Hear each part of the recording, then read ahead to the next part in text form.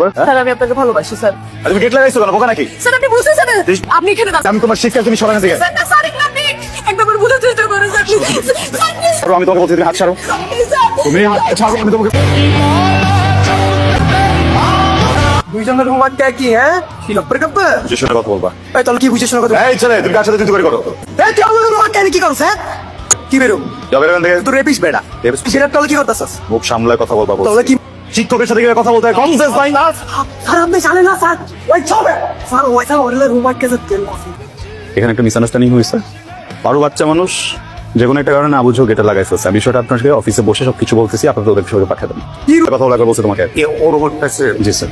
তো ও আসলে বাচ্চা মানুষ তো বলছিনি, আমি বুঝতে পারো এই কথা। স্যার আমাকে রুমে ডেকে দরজা লাগাই দেয়। স্যার আমাকে মোলেস্ট করার ট্রাই করে, ব্যাড টাচ করার ট্রাই করে।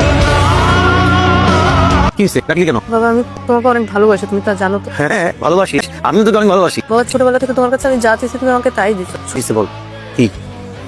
বাবা আমি অনেক বড় একটা ভুল করছি, তুমি কি আমাকে মাফ করবা? আরে কি উল্টা পাল্টা বলতেছিস, মানে কি হয়েছে বল। বাবা সেদিন কলেজের ঘটনা আরমান স্যারের কোনো দোষ ছিল না। ক্লাসের গেট রুমটা আমি আটকাই দিই, বন্ধ করে আমি বলি আমি তাকে ভালোবাসি। আমি অনেক অস্থির হয়ে যাই, আমি অস্থির হয়ে যাওয়ার কারণে অনেক উল্টাপাল্টা বকতে থাকি, বলি আমি তাকে ভালোবাসি। তো আমি খুব করে ফেলি, কিন্তু হঠাৎ যখন ছেলে পেলে দরজা ধাক্কা দেয় তখন আমি ঘাবড়ে যাই, আমি গেট খুলে মিথ্যা কথা বলি। স্যারের কোনো দোষই নেই, সব দোষ আমার। আমি স্যারের কাছে মাফ চেতে চাই। বাবা কি বলতেছিস তুই? হ্যাঁ? কি কি এগুলি এখন কেন বলিস তুই? আগে হসপিটালে কেন বলি?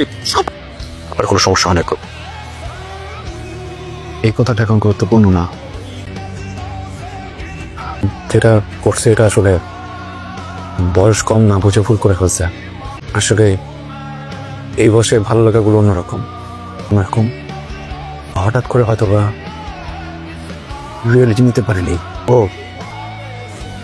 ওই ক্লাসরুমের ভিতরে বখাটে ছেলেগুলোকে দেখে একটু ঘাবড়ে যে হয়তো বা আপনি যদি ওকে এখন শাসন করেন ও ব্রেকডাউন করবে, আর আগের মতো পড়ালেখা করতে পারবে না, কলেজে আসতে পারবে না।